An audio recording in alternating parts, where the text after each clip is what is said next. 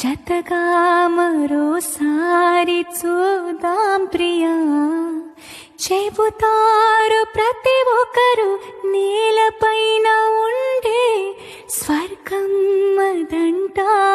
పోదాం పదా ఆ మంచు కనుమల్లో నేర్పించమంటే నేర్పిస్తా ప్రేమంటే ఏంటో. ప్రపంచాన్ని మరచి కసేపోగిపోదాం దేవకన్యలుండే